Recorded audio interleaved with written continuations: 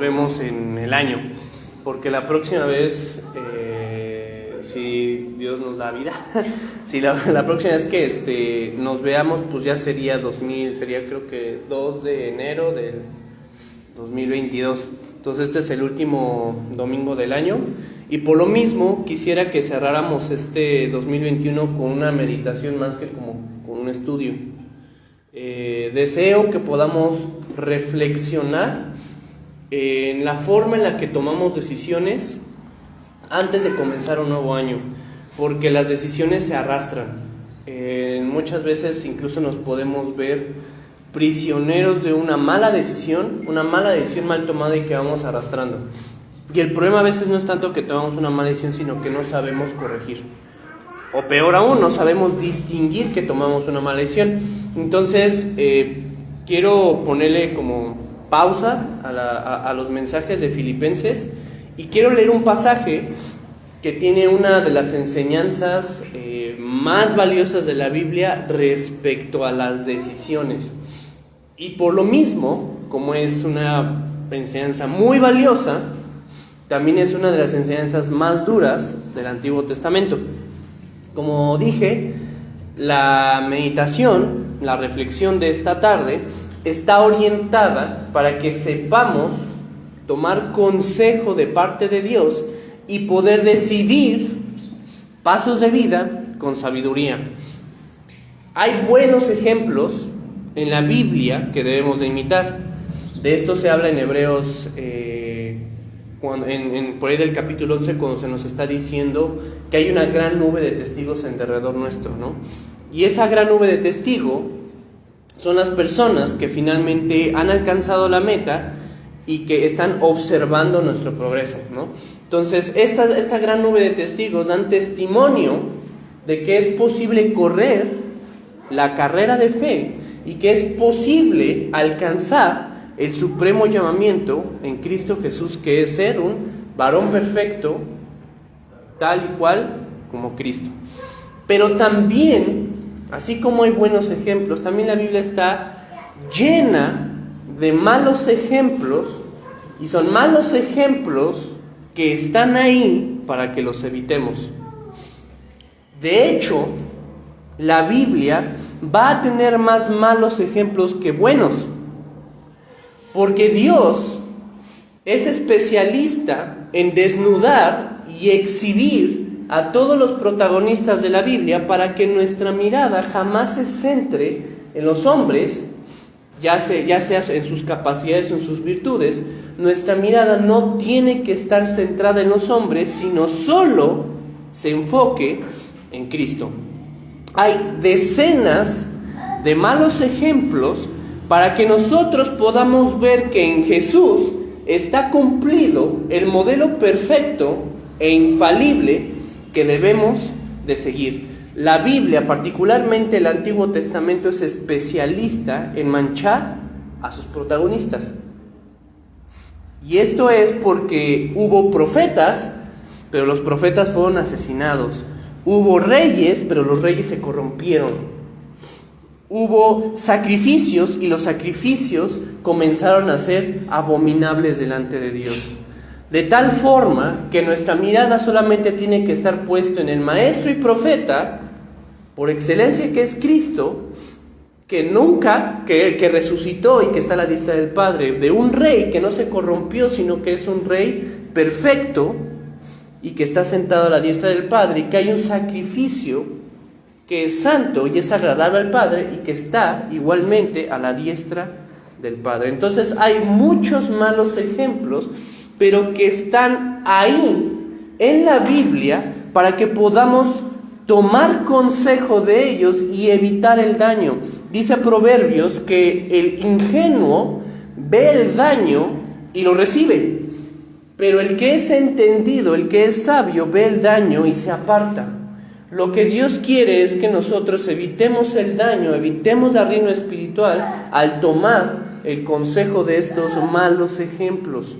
Entonces, Proverbios 24, versículo 30 y 32, dice: pasé junto al campo del hombre perezoso y junto a la viña del hombre falto de entendimiento, y he aquí que por toda ella habían crecido espinos, ortigas habían ya cubierto su faz, y su cerca de piedra estaba ya destruida. Dice el versículo 32, miré pues y lo puse en mi corazón, lo vi y tomé consejo. Entonces, el pasaje que vamos a estudiar esta mañana, Dios lo dispuso para su iglesia, para que pueda tomar consejo, esquivar el daño y evitar la ruina espiritual.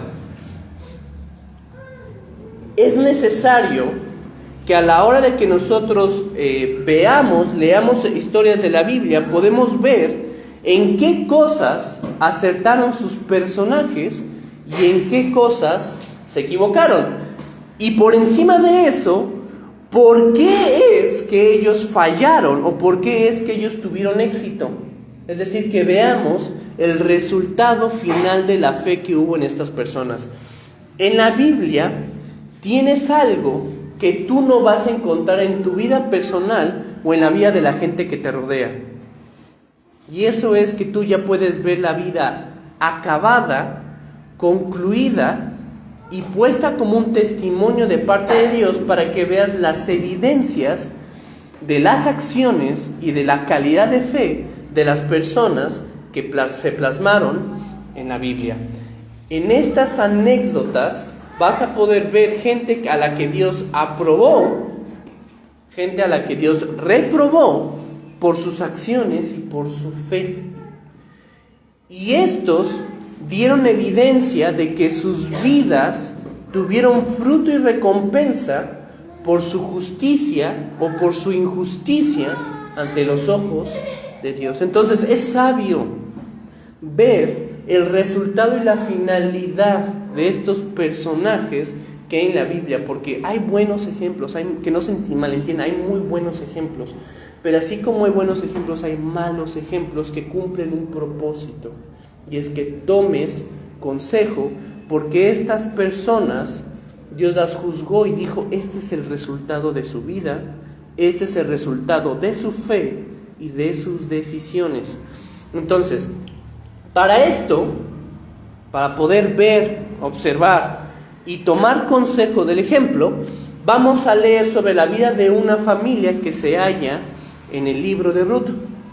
A lo largo de este texto, la palabra de Dios nos enseña qué implica tomar una mala decisión, en el sentido de que nos expone qué razones hay detrás de esa mala decisión y qué costo tiene en nuestras vidas cuando no sabemos enmendar. Ahora, no vamos a leer todo el libro, que es muy cortito. Vamos a leer solamente el primer capítulo, son 22 versículos. Cuando veamos la vida de esta familia y la trascendencia de una mala decisión, podemos ir comprobando que las malas decisiones no es algo que solamente sucede sin fundamentos, como algo que sucedió porque sí, de manera espontánea, ¿no? No es como decir, me equivoqué, no lo sabía, pues ya ni modo, ¿no? Ya, metí la pata.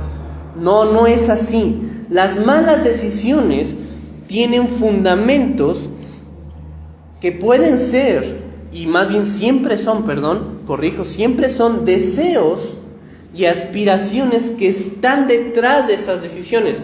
Entonces, estas decisiones tienen fundamentos, hay razones, tienen un costo y sobre todo dan evidencia de la forma en la que nosotros estimamos a Dios y su palabra en nuestros corazones.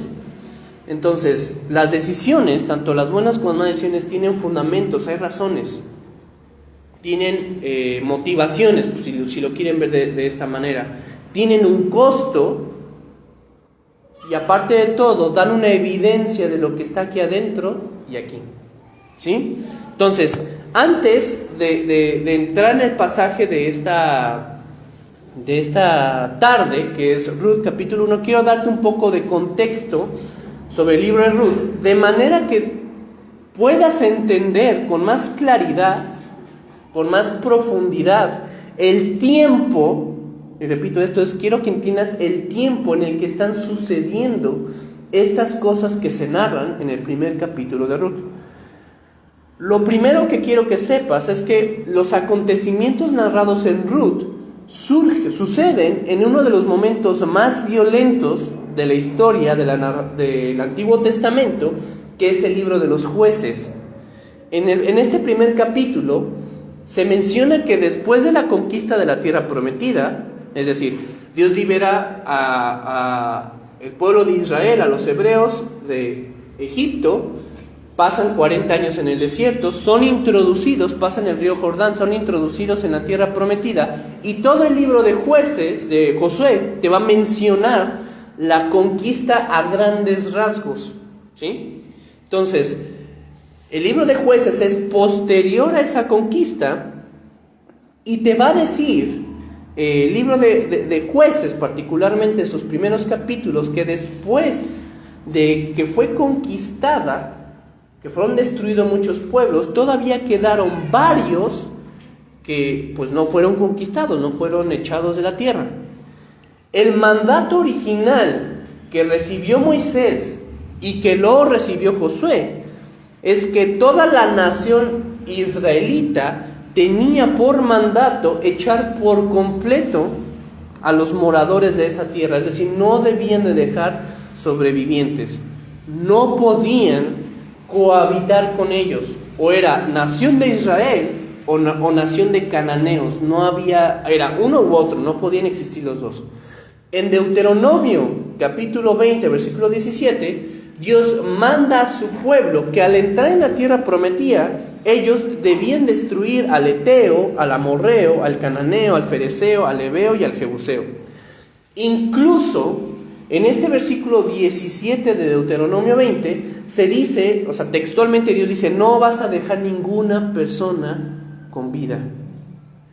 Porque Dios sabía que la influencia de estos pueblos iba a ser eventualmente una piedra de tropiezo. Dice, si tú los dejas vivir, ellos van a hacer que tus hijos se inclinen ante dioses y ante sus prácticas que son abominables ante los ojos de Dios. Entonces ellos iban a ser, si quedaban pueblos vivos, ellos iban a ser una mala influencia que inevitablemente los iba a hacer pecar y apartarse de Dios.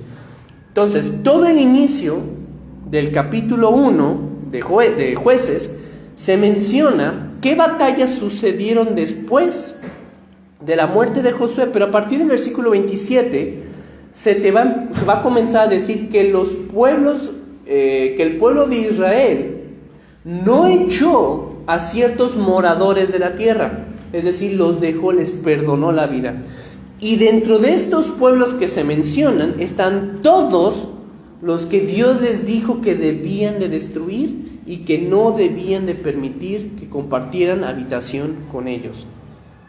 Y aún así, lo que se menciona a partir del versículo 27 es que los israelitas los mantuvieron ahí porque vieron en ellos la oportunidad de obtener el beneficio de que ellos les pagaran un tributo. Es decir, ¿para qué los mato? ¿Para qué los destruyo? ¿Para qué los saco? Si pueden darme impuestos, si me pueden dar riqueza. Entonces, estas naciones que no fueron destruidas, Dios las empleó para juzgar y para disciplinar a su pueblo. En Jueces capítulo 2, de versículo 1 y 3, el ángel de Dios les dice que estos pueblos con los que pactaron y que no juzgaron como se les habían mandado, iban a ser un azote y un tropezadero para ellos. A partir de ese punto, de ese momento en el que el pueblo de Israel decide no sacar a estos moradores, inicia el libro de los Jueces. Y justamente por eso se llama el libro de los Jueces, porque cada vez que el pueblo de Dios era oprimido, Dios levantaba a un juez para que juzgara a los enemigos del pueblo de Dios y para que liberara a su pueblo. Entonces, términos generales, esto es lo que está sucediendo en el libro de Jueces. Y el libro de Ruth surge en ese tiempo. Lo que está sucediendo en el libro de Ruth, en todos sus capítulos, está en ese momento del tiempo del Antiguo Testamento. Entonces, este libro surge en un tiempo de mucha violencia, ¿sí? Es un tiempo de mucha violencia en el que sucede el libro de Ruth. Lo segundo es que este libro surge en un tiempo de olvido. Dice en Jueces, capítulo 2, versículo del 6 al 10, que aparte de eso, aparte de que Israel había pactado con los antiguos moradores de esa tierra, sucedió que el pueblo comenzó a mezclarse y a adquirir costumbres de los pueblos que estaban a su alrededor. Después de la muerte de Josué y de todas esas personas que vieron los milagros de la conquista y cómo es que Dios de manera sobrenatural había sostenido su pueblo en el desierto, dice que todos ellos murieron.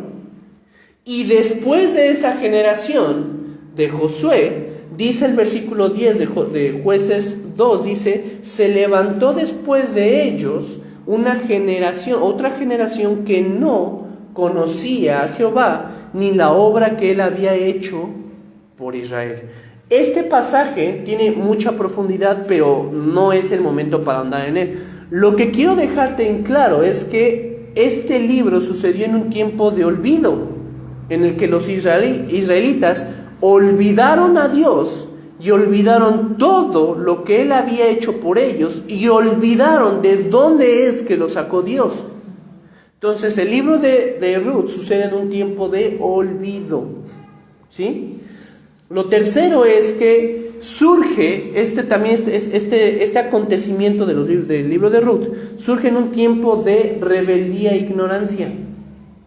En Jueces, capítulo 17, versículo 6, a partir de ese pasaje se empieza a mencionar una frase que nos da pista de cómo es que estaba el corazón y la mente, moralmente hablando, de la gente en esa época. Dice en Jueces 17, en aquellos días no había rey en Israel y cada uno hacía lo que bien le parecía. Entonces, pues al no tener una autoridad y no tener una memoria del Dios a quien estoy sirviendo, pues cada quien era su propia ley. Entonces no tenían un Dios que los rigiera, no tenían una ley que los rigiera, y por lo mismo cada quien juzgaba como bien le parecía o le convenía. Entonces esto de Ruth surge en un tiempo de rebeldía e ignorancia.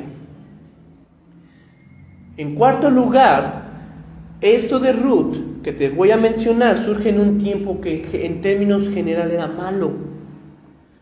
Al no haber autoridad, al no haber memoria de Dios y al haber una actitud de rebeldía colectiva, de independencia de Dios, Jueces capítulo 2, versículo del 11 al 16, dice que Dios, más allá de ayudarles, ahora Él estaba peleando en contra de su propio pueblo.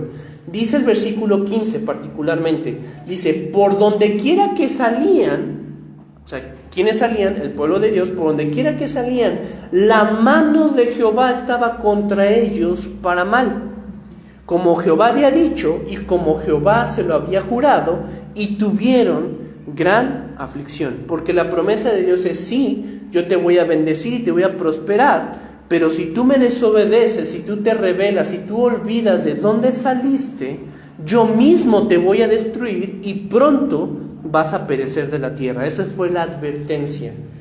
Entonces, el libro de Ruth se da un tiempo que en términos en generales era malo.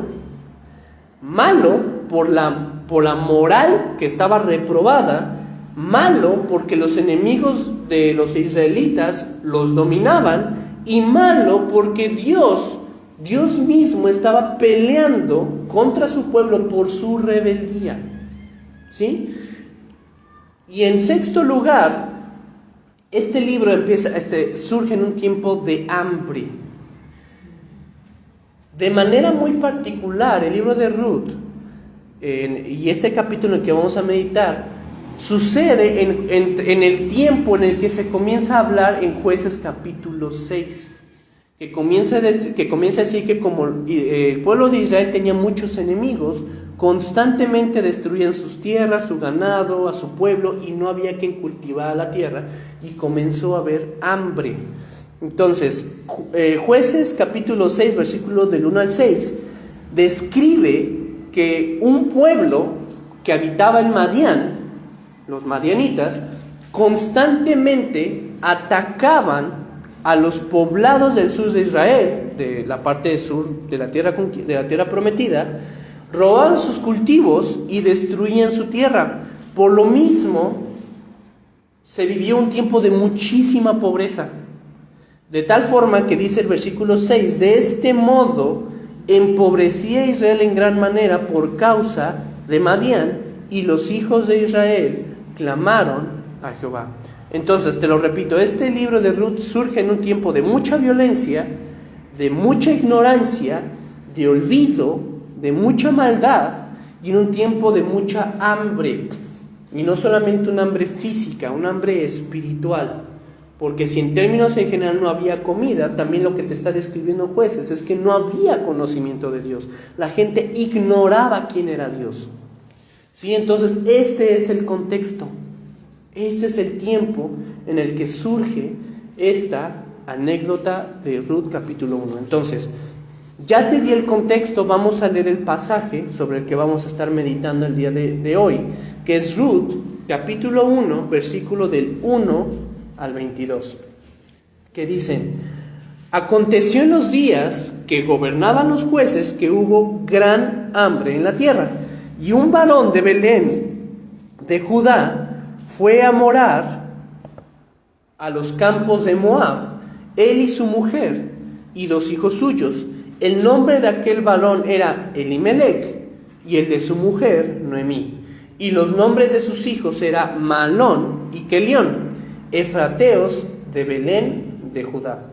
Llegaron pues a los campos de Moab y se quedaron ahí. Y murió Elimelech, marido de Noemí, y se quedó ella con sus 2 hijos, los cuales tomaron para sí mujeres moabitas. El nombre de una era Orfa y el nombre de la otra Ruth. Habitaron ahí unos 10 años. Versículo 5. Y murieron también los 2, Malón y Kelión, quedando así la mujer desamparada de sus 2 hijos y de su marido. Entonces se levantó con sus nueras y regresó a los campos de Moab, porque oyó en el campo de Moab que Jehová había visitado a su pueblo para darles pan. Salió pues del lugar donde había estado, y con ella sus 2 nueras, y comenzaron a caminar para volverse a la tierra de Judá. Y Noemí dijo a sus 2 nueras: andad, volveos cada una a la casa de su madre. Jehová haga con vosotros misericordia, como la habéis hecho con los muertos y conmigo. Y os conceda Jehová que halléis descanso cada una en casa de su marido. Luego las besó, y ellas alzaron su voz y lloraron, y le dijeron: ciertamente nosotras iremos contigo a tu pueblo. Y Noemí respondió: volveos, hijas mías, ¿para qué habéis de ir conmigo? ¿Tengo yo más hijos en el vientre que puedan ser vuestros maridos? Volveos, hijas mías, e idos, porque yo ya soy vieja para tener marido. Y aunque dijese: esperanza tengo, y esta noche estuviese con marido, y aún así diese a luz hijos, ¿habíais vosotras de esperarlos hasta que fuesen grandes? ¿Habíais de quedaros sin casar por amor a ellos? No, hijas mías, que mayor amargura tengo yo que vosotras, pues la mano de Jehová ha salido contra mí. Versículo 14. Y ellas alzaron otra vez su voz y lloraron. Y Orfa besó a su suegra, mas Ruth se quedó con ella. Y Noemí dijo: he aquí, versículo 15, Noemí dijo: he aquí, tu cuñada se ha vuelto a su pueblo y a sus dioses, vuélvete tú tras ella. Respondió Ruth: no me ruegues que te deje y me aparte de ti, porque a donde quiera que tú fueses, iré yo, y a donde quiera que vivieres, viviré. Tu pueblo será mi pueblo, y tu Dios, mi Dios. Donde tú murieres, moriré yo, y ahí seré sepultada. Así me haga Jehová y aún me añada, que solo la muerte hará separación entre nosotras dos. Y viendo Noemí que estaba tan resuelta a ir con ella, no dijo más. Anduvieron pues ellas dos hasta que llegaron a Belén, y aconteció que habiendo entrado en Belén, toda la ciudad se conmovió por causa de ellas, y decían: ¿no es esta Noemí? Versículo 20, y ella le respondía: no me llaméis Noemí, sino llamadme Mara, porque en grande amargura me ha puesto el Todopoderoso. Yo me fui llena, pero Jehová me ha vuelto con las manos vacías. ¿Por qué me llamaréis Noemí? Ya que Jehová ha dado testimonio contra mí, y el Todopoderoso me ha afligido. Versículo 22, así volvió Noemí, y Ruth la moabita, su nuera, con ella, y volvió de los campos de Moab, y llegaron a Belén al comienzo de la siega de la cebada. Ahora, nada más te quiero mostrar rápido un mapa para que tú sepas pues, en dónde está sucediendo esto, pues quiénes son los moabitas, Efrata, Judea, dónde es esto, ¿no? Entonces,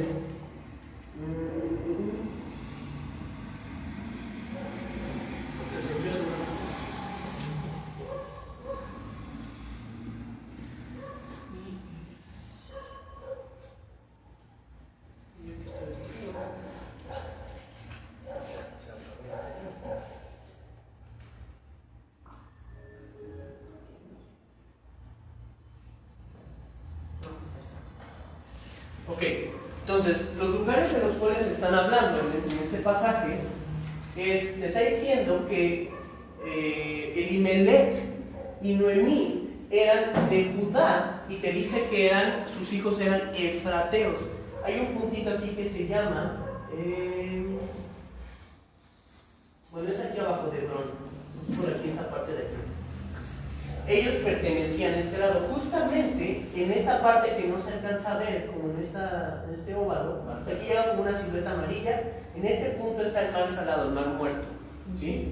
Entonces, ellos dicen que cuando comenzó a haber hambre en Judá, ellos se fueron hacia los campos de Moab. Moab es toda esta región de aquí. Ahora, se está comenzando a decir también que los madianitas estaban atacando al pueblo de Israel y se robaban sus cultivos. Entonces eso, los madianitas, Madian estaba abajo de Moab. Entonces subían y atacaban los reinos del sur, robaban sus cultivos y había hambre. Entonces ellos dijeron: bueno, pues vámonos de aquí, crucemos el mar Salado y lleguemos a los campos de Moab. Moab no era de la tierra prometida. En ese momento no era territorio de Israel. Con el reinado de Salomón, Moab llegó a ser parte del reino de Israel, pero en ese punto Moab no era reino de Israel. Y bueno, de hecho Dios tenía un juicio en contra de Moab que más adelante se lo voy a mencionar.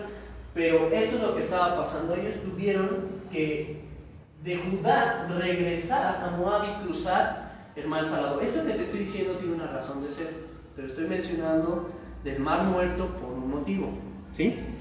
Entonces, en términos generales, te voy a como resumir los 22 versículos, lo que acabamos de ver, porque necesito que sepas muy bien qué es lo que está sucediendo.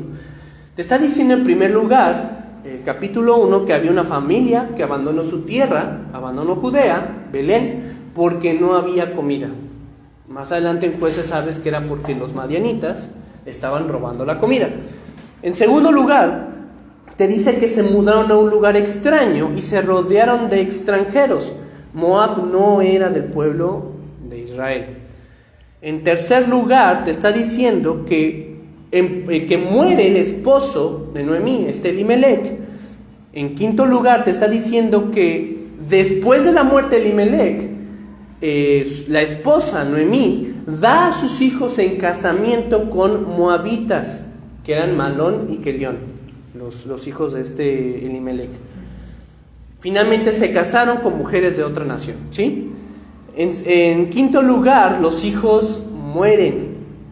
En sexto lugar, la viuda despide a sus nueras, que ahora también son viudas. En octavo lugar, la mujer y una de sus nueras, Ruth, deciden regresar a su tierra natal, que era Judea, particularmente Belén.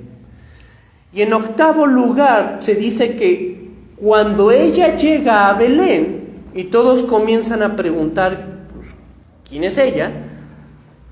Ella empieza a dar la razón a todas las personas que están ahí, que Dios le quitó todo. En grandes rasgos esto es lo que está sucediendo en el capítulo 1 de Ruth. ¿Sí? ¿Hasta aquí vamos bien? ¿Se entiende en términos generales qué está sucediendo? Ok, el motivo por el que te estoy narrando todo esto es porque cuando nosotros leemos el relato solo y no profundizamos en las motivaciones ni las circunstancias de esta familia, podemos llegar a pensar, oye, esto está terrible, ¿no? O sea, qué duro fue Dios con esta familia se fue, tenía hambre y regresaron en la quiebra, ¿no?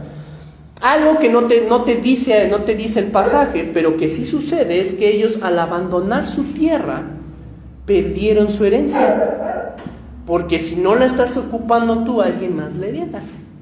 Entonces, yo tenía mis tierras aquí, estaba pasando un tiempo difícil, pero dice, ¿sabes qué? Vámonos. Se van, pierden sus tierras, regresa esta mujer con su nuera y ya no tienen posesión, ya no tienen herencia, ya no tienen tierras, ¿sí?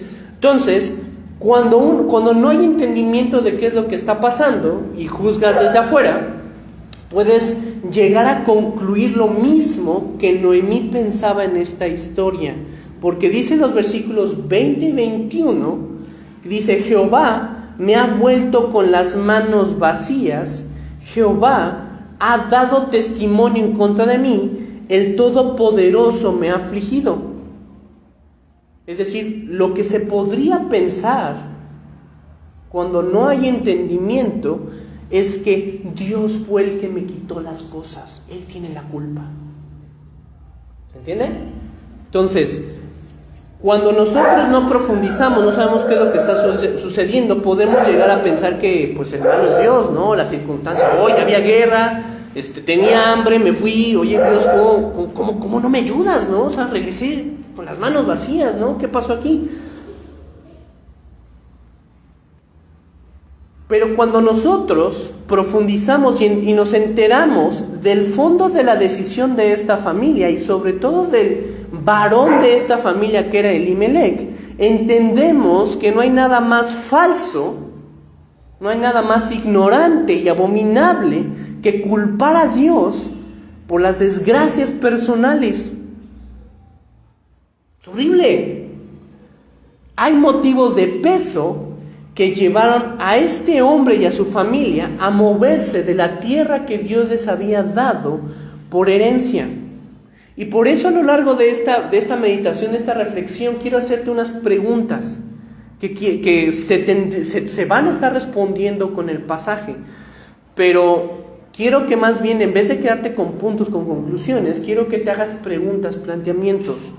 Lo primero es, ¿qué pasa cuando buscas tu sustento fuera de Dios? Y para eso vamos a volver a leer los versículos 1 y 2 de Ruth capítulo 1, que dice, aconteció en los días que gobernaban los jueces que hubo hambre en la tierra, y un varón de Judá fue a morar en los campos de Moab, él y su mujer y 2 hijos suyos. El nombre de aquel varón era Elimelec. Elimelec, aquí tengo una nota. Elimelec, el nombre Elimelec significa de quien Dios es rey. Eso significa el nombre Elimelec. Su nombre predicaba que Dios es mi rey. Eso es lo que está diciendo su nombre. El de su mujer era Noemí, que significa mujer con gracia, o mujer con favor. Y el de sus hijos, Malón, era el débil, y Kelión, que significa perecer, ¿sí? Y dice que eran efrateos de Belén de Judá, llegaron pues a los campos de Moab y se quedaron ahí. Esto que estamos volviendo a leer, debes de entender una cosa de antemano.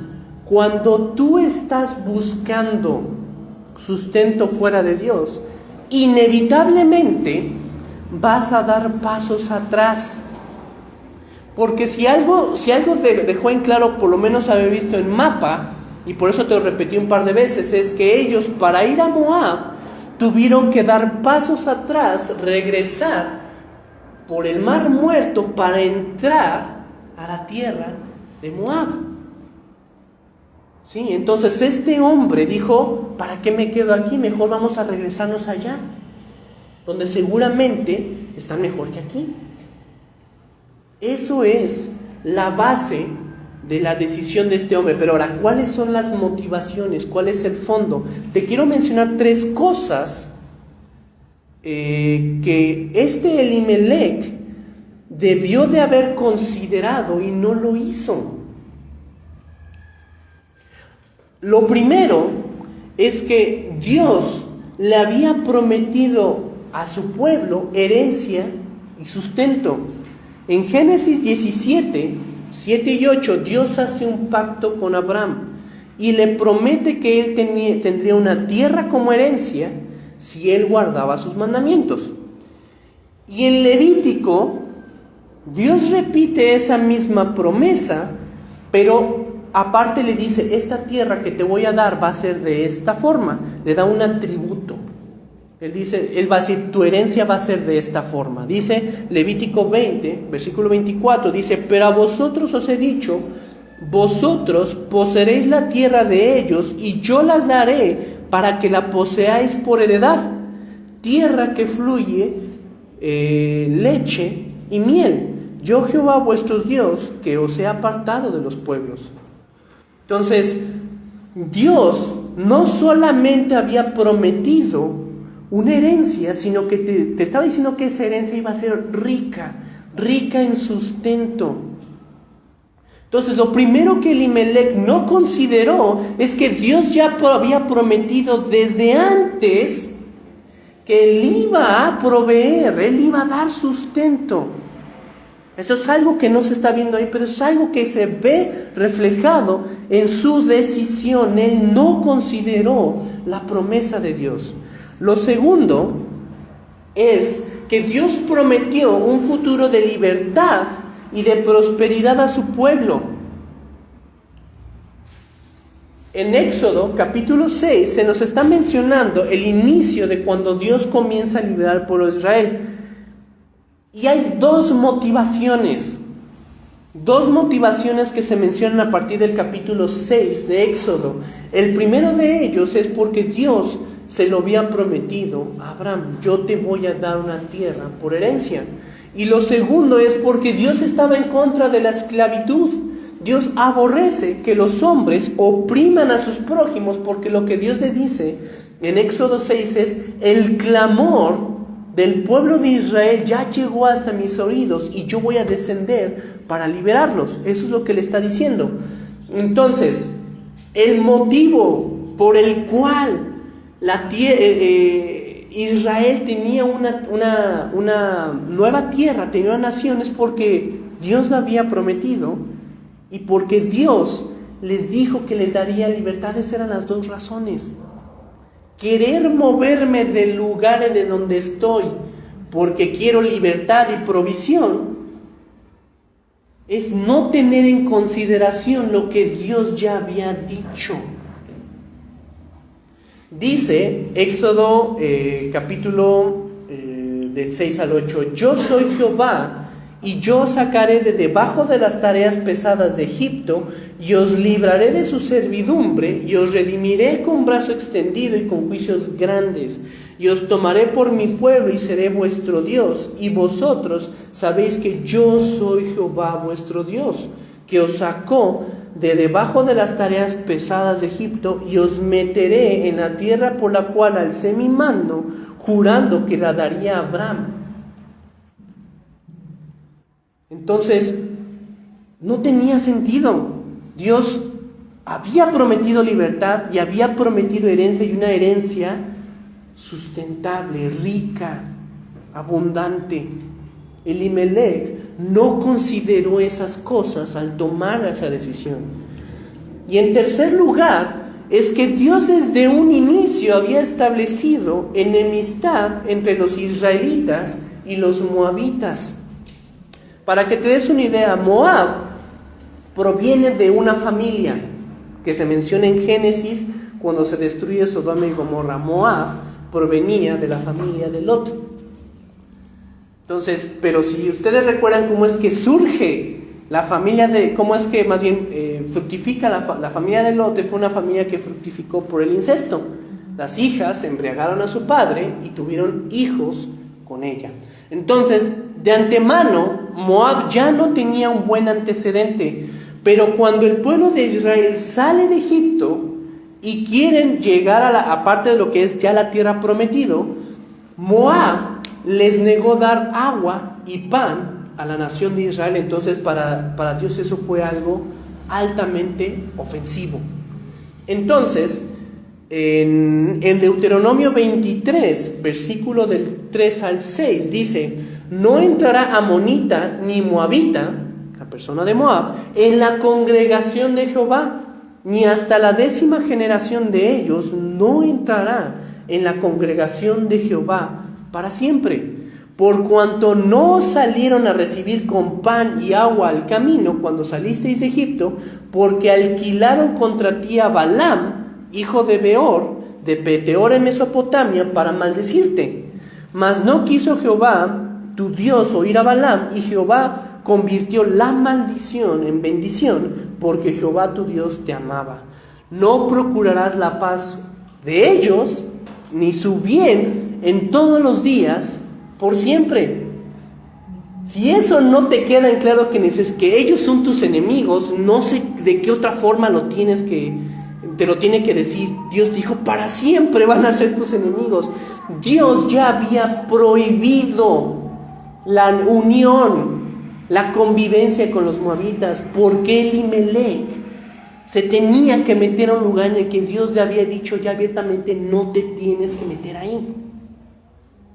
¿Sí? Entonces, estas fueron las 3 motivaciones que estaban detrás, que tal vez no se dicen, pero que hablan a través de la decisión.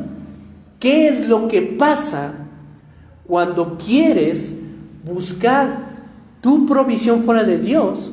En primer lugar, lo que estás haciendo es dar pasos atrás. Vas a tener que regresar del lugar donde Dios te sacó. Y en segundo lugar, estás demostrando gran ignorancia. No sabes quién es Dios ni lo que Él hizo por ti.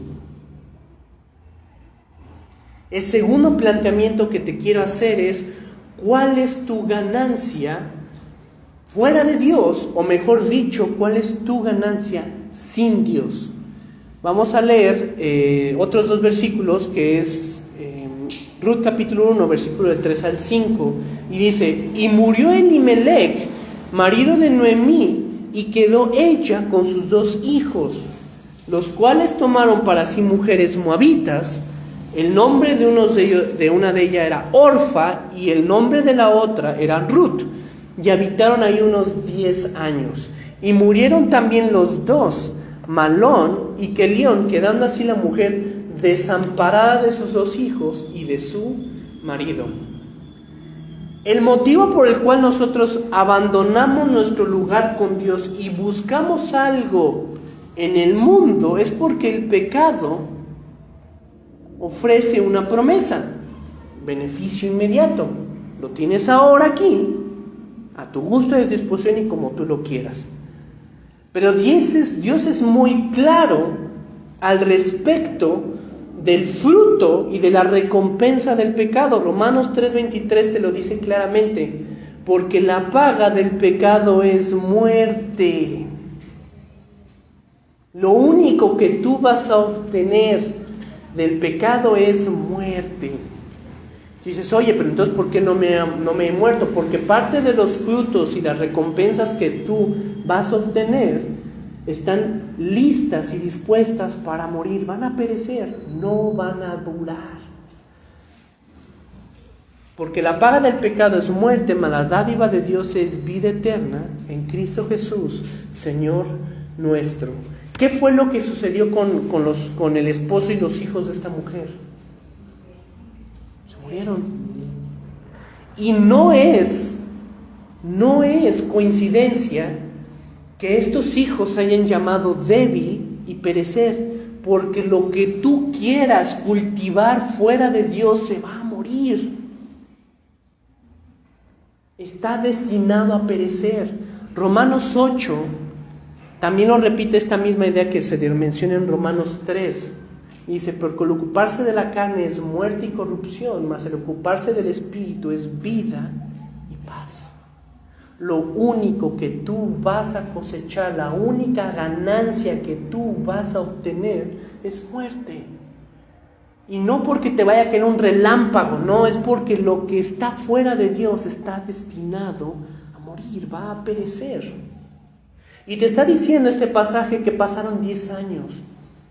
Duró algo, pero finalmente la forma en la que concluye este pasaje de Ruth 1 del 3 al 5 es que esta mujer quedó desamparada, sin sus hijos, sin su marido.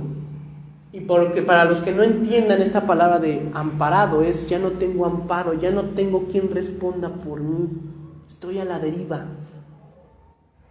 Eso significa estar desamparado.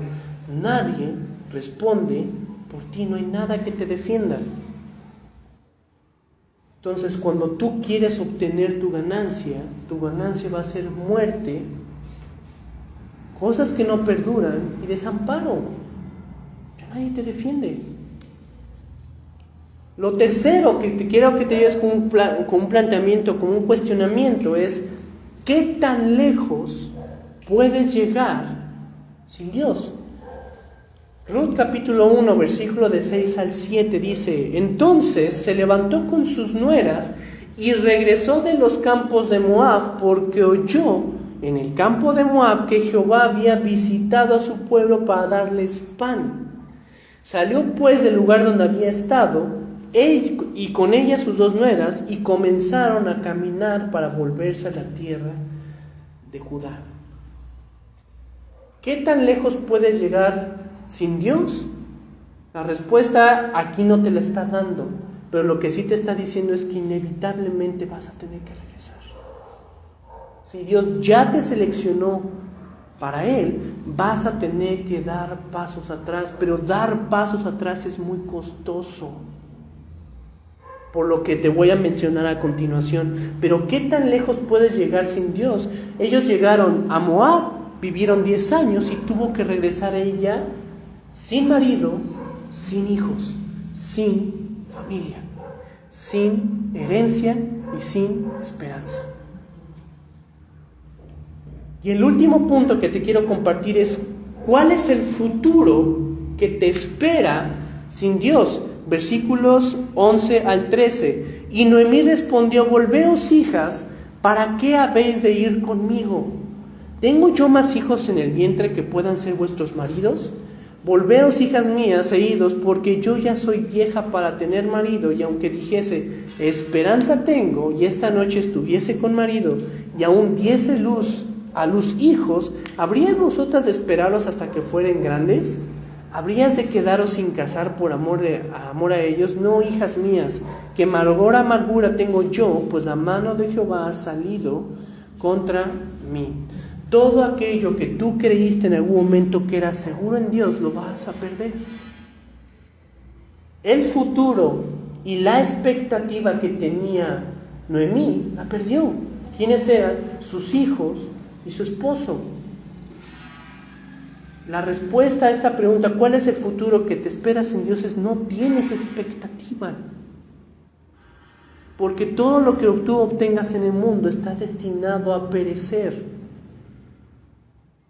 Y esto es lo más triste de todo, que cuando vuelves pasos atrás regresas siempre con las manos vacías. Perdiste el tiempo,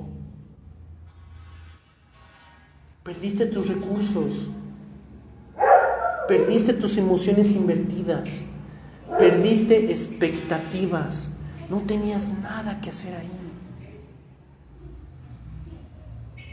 Y lo peor de todo es que a veces nosotros creemos que las promesas de Dios nos están esperando ahí como si viviéramos un cuento de hadas, como si viviéramos en un mundo del Rey León en el que yo cuando regrese el trono me está esperando. No es así.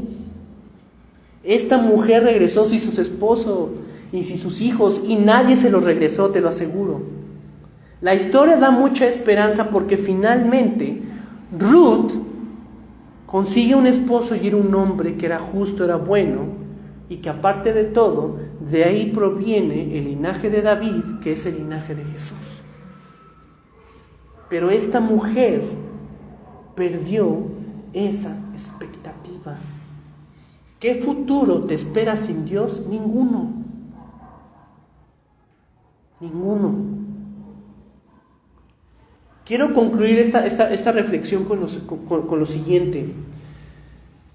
Cuando uno da pasos de vida que están fuera de Dios, siempre es inevitable. Vas a regresar al mundo. Y el costo de estar en el mundo es que tu expectativa y tu ganancia es muerte. Lo que vayas a cosechar ahí es muerte.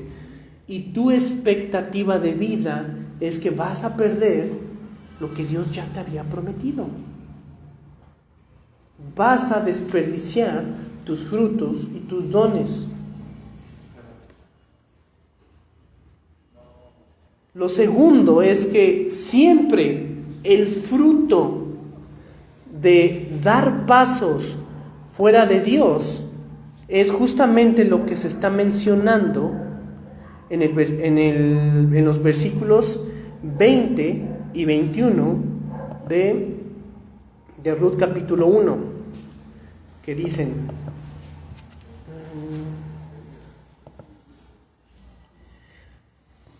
dice, y ella respondía: no me llaméis Noemí.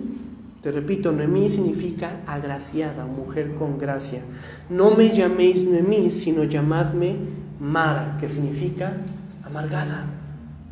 Porque en grande amargura me ha puesto el Todopoderoso, pues yo me fui llena, pero Jehová me ha vuelto con las manos vacías. El fruto de la rebeldía y de la desobediencia, de dar pasos afuera con Dios, siempre es amargura. ¿Por qué? Porque siempre vas a regresar con las manos vacías. Lo segundo es que en vez de avanzar o en vez de creer que has progresado, vas a regresar al inicio. Y déjame decirte algo, vas a empezar con menos de lo que tenías que cuando te fuiste. Ruth capítulo 1, 22, de ahí al capítulo 2, versículo 2, dicen y mencionan que cuando ella regresa, dice: voy a regresar a la tierra de mi parentela a recoger espigas. Los únicos que podían recoger espigas eran los extranjeros, los que ya no tenían derecho a herencia ni a posesión de parte de Dios.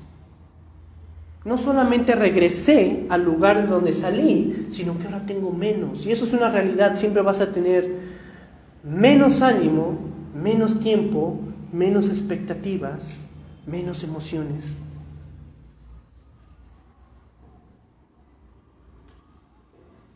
Y lo último es que aun cuando hay amargura y pobreza, Dios puede utilizar eso para algo bueno. Pero esta anécdota, esta dispuesta, está puesta para que tú no pierdas. Finalmente, lo que decía Proverbios, en Proverbios 23, lo que habíamos leído en un inicio, es: yo vi el campo del perezoso y vi de la viña del hombre sin entendimiento, y vi su barda derribada, cómo es que estaba lleno de espinos, estaba lleno de ruina. Dice: lo vi y tomé consejo.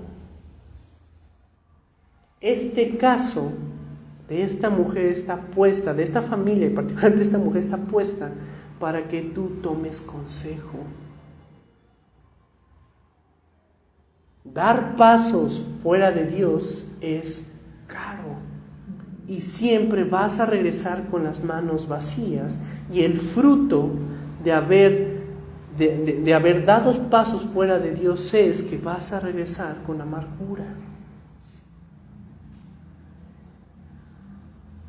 Entonces, sé que a lo mejor no es el mensaje más alentador para un final de año, pero eso es justamente para que los pasos de vida, las decisiones que vayas a tomar en este nuevo año que inicien, no tengan este fundamento. El problema de Elimelech y de su familia fue no haberse acordado de Dios. Él no tenía nada que hacer en Moab, él no tenía que abandonar su tierra porque Dios le había prometido una herencia y provisión. No tenía nada que hacer. Este año que va a comenzar, no tienes nada que hacer en el mundo. No tienes nada que hacer, no hay nada para ti. Fuera de la sombra de protección de Dios no hay nada. Y particularmente, Dios me enseñó esto en un tiempo en el que invertí emociones, tiempo, dinero en cosas que no me dieron absolutamente nada. Y me pasó como a Mara, que dije, Dios, tú tuviste la culpa. ¿En serio? Dios te prometió esto, Dios te prometió aquello, su palabra decía esto, Dios te había mandado esto. ¿Te acordaste de todo eso? ¿Dios tiene la culpa? Dios no tiene la culpa la tenemos nosotros. Es nuestra obligación que nuestra directriz de vida todo el tiempo sea, ¿qué es lo que dice la palabra de Dios? Me quiero mover a tal lado, muy bien, ¿qué dice la palabra de Dios? Quiero emprender esto, bueno, ¿qué dice la palabra de Dios? No estoy seguro si tengo que hacer esto, bueno, ¿qué dice la palabra de Dios? Hacer esto me hace obedecer o me hace quebrantar un mandamiento de Dios. Pero todo esto se pudo haber evitado si este hombre, Elimelech y su familia, hubiera tomado por consejo lo que Dios ya les había dicho. Y no te estoy mencionando cosas que se tienen después, te estoy mencionando cosas que ellos ya tenían en aquel entonces, que ellos se supone que ya sabían. Las promesas que Dios ya había dado a su pueblo al entrar a una tierra desconocida, que iba a ser herencia suya. Entonces, quiero que oremos porque finalmente la finalidad de este mensaje es toma consejo, evita el daño y evita la ruina espiritual. Los malos consejos aquí están dispuestos para que evites, para que no hagas. Entonces, en este nuevo año que está comenzando, toma consejo en Dios, evita el daño. No tienes nada que hacer. Fuera de Dios no tienes nada que hacer en el mundo. Señor Jesús, te damos gracias porque tú eres bueno. Para siempre es tu misericordia, Padre. Por encima de todas las cosas, ayúdanos a recordar lo que tu palabra, Señor, ya nos ha prometido, ya nos ha dado, Señor, ya nos ha concedido, Señor, y que nos está prometiendo que aún podemos conquistar, Señor. Pero que nuestro, Señor, parámetro siempre sea recordar lo que tú dijiste, Dios, para que podamos evitar el daño, para que podamos evitar la ruina, Señor, porque todas esas cosas, Señor, generan, Padre, pérdida, generan amargura, Señor, generan resentimiento, Señor, y eso es lo que tú no deseas, Padre. Permite que tu iglesia tenga entendimiento, Señor, para que siempre pueda estimar el valor de tu palabra, el valor de tu escritura, el valor de tu consejo, Señor, para no dar pasos fuera, Señor, de ti, porque siempre el dar pasos atrás para regresar es costoso y siempre regresamos con las manos vacías, Dios. Ayúdanos y perdónanos, Señor, y sobre todo auxílianos, Dios. Danos la capacidad de enmendar lo malo que ya está hecho, Señor, y empezar a hacer lo que dejamos de hacer, Padre. Te lo ruego, Dios, danos valor y coraje para hacer eso que aún no hacemos, Señor, y para desistir, para dar pasos atrás y regresar a ti, Señor, si es que ya nos equivocamos, Padre. En el nombre de tu amado Cristo Jesús oramos. Amén. Amén.